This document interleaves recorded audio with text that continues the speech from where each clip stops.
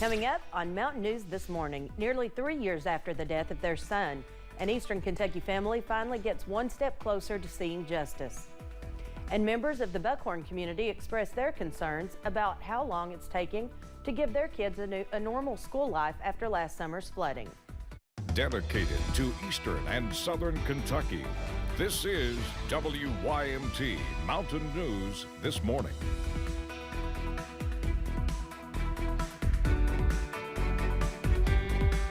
Good morning, I'm Chas Gayhart. It is 6:30 on Friday, May 19th. Let's go back over and check in with Brandon, and I think we're all a little excited about it being Friday. And we're in our final stretch here for the morning news, and once we get done with this, we're coasting out. You followed me to Laurel County yesterday. I did. And then I'm going to follow you to Floyd County this morning. Different things, but again, yeah. She was giving a presentation. I was doing a school talk. We'll have that picture for you here in a little while. And then me and Olivia are going to Big Sandy Senior games today. And Chas, you're doing some stuff for the radio. I am. Yep. We're for our radio day coming up. Exactly. But then tomorrow I won't be following you. Okay. You're getting out of here. I sort of say, if you come to Dollywood tomorrow, I'm going to be real confused. All right.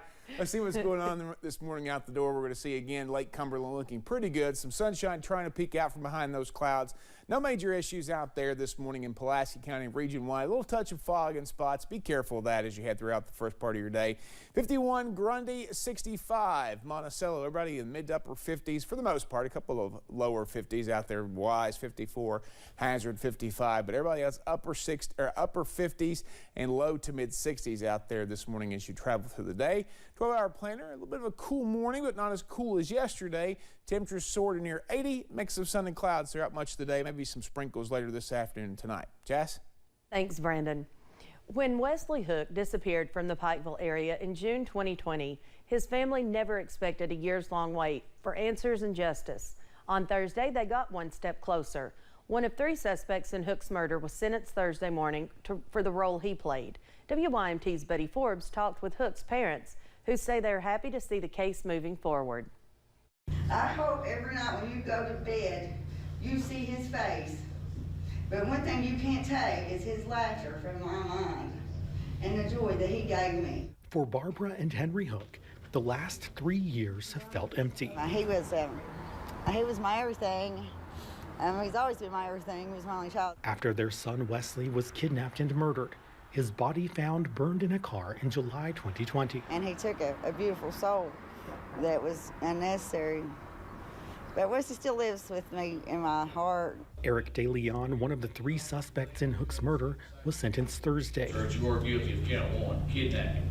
The court hereby sentences you to 30 years in state penitentiary. Sitting across from the grieving mother as she shared her victim impact statement. I know that's crazy, but I was glad to be able to sit and speak to him one-on-one.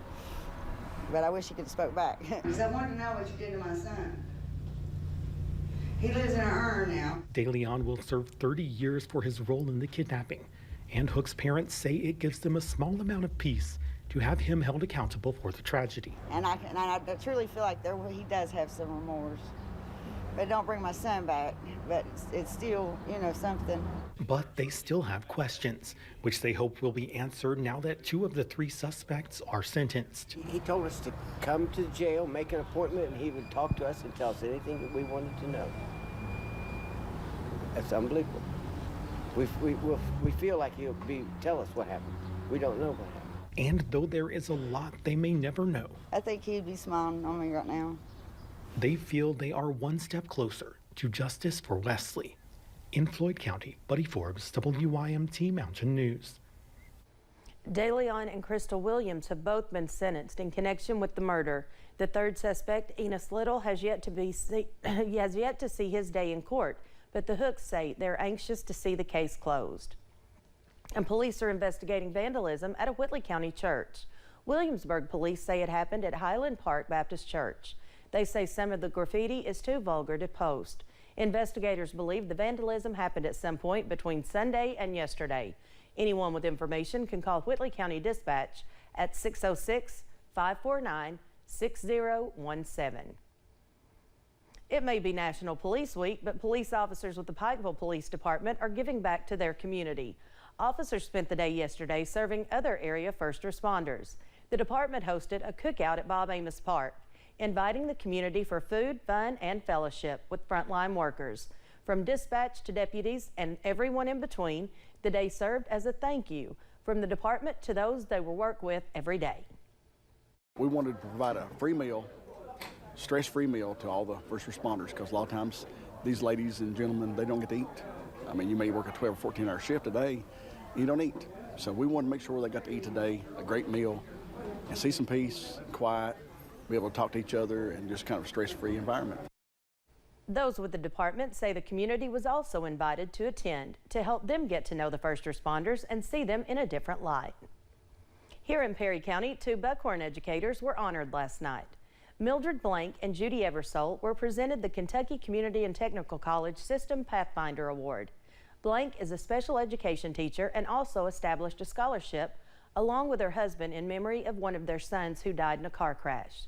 Eversole is the director of Buckhorn's Family Resource Center and has recently helped students recover from July's flood. We were thrilled to be recognized, but that's not why we do it. We love our kiddos here at Buckhorn, and we just want to see them grow and go on into college or go into a career, and that's what it's all about for us. But we were very surprised and happy to be recognized. Blank and Eversole were nominated by Hazard Community and Technical College academic advisor Tammy Duff. Students and staff at Buckhorn High School have been in their home school building since the flood.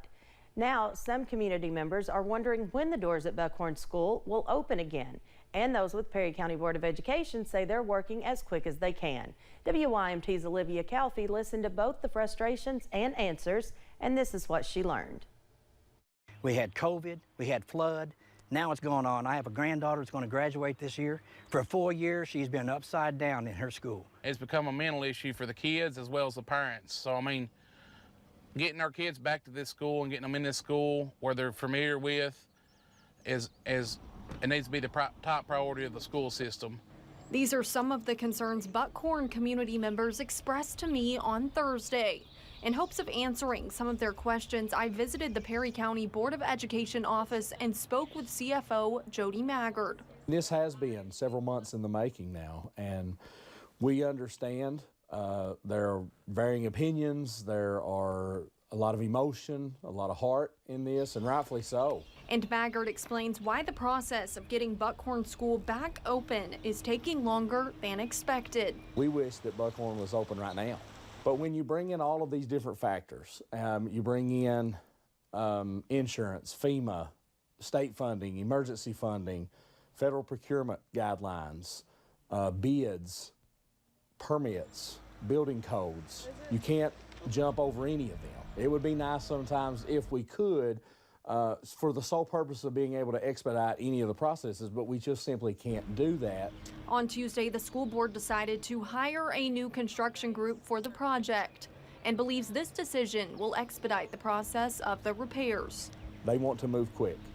That decision was made Tuesday night. I met with them this morning, and I believe that it will be expedited. I really trust that from what I gathered this morning from the construction manager and his talks, that would be what would happen. That was Olivia Calfee reporting. Maggard says he expects the construction on the building to officially begin in mid-June. Well, the Cedar Student Fair was held yesterday at the University of Pikeville. The fair was a partnership with Pikeville Medical Center and SOAR. Kindergarten through high school students submitted projects in one of 7 areas, and winners were chosen in each category. Javon Dodson is a student at Pikeville Middle School. His project this year was on Pikeville tourism.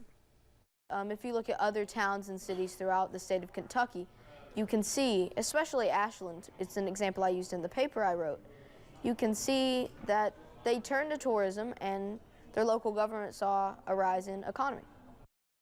The fair officially wrapped up at 8 o'clock last evening. 2 young Eastern Kentucky musicians were recently featured on Michael Jonathan's Woodsongs Old Time Radio Hour, and the 2 will soon travel to be featured on Woodsongs Kids. WYMT's Jordan Mullins shares the story on how they got their start. 13-year-old Jonathan Moore and 11-year-old Adeline Ramey are students of Janine Freeman's vocal studio at the Mountain Arts Center, and the 2 musicians recently began writing their own original songs.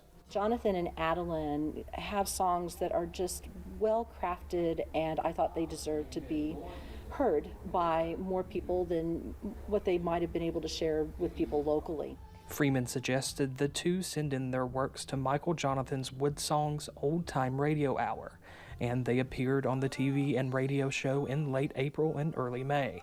Now the two are going back to Lexington in the near future for a taping of the newest season of Woodsongs Kids. It's now in its second season. It had a very successful first season, and now they're taping their second season, and Adeline and Jonathan get to be part of those shows too. Both Moore and Ramey say they are excited to share their music across the globe. Super excited. Same. And actually, I'm going to be on Woodsongs Kids in the very first part of June. I'm sure you're going to be too. Yeah. It's just super exciting. And are grateful for the opportunity. I'm really grateful that I got the chance to do this, and I mean, just ever since I started writing songs, stuff's just picked up, and it's been a great journey. Young musicians with a bright future ahead. In Prestonsburg, Jordan Mullins, WYMT Mountain News. Although Ramey and Moore have been singing or playing for many years, they say they just recently began writing their own songs and say many more songs are in the works.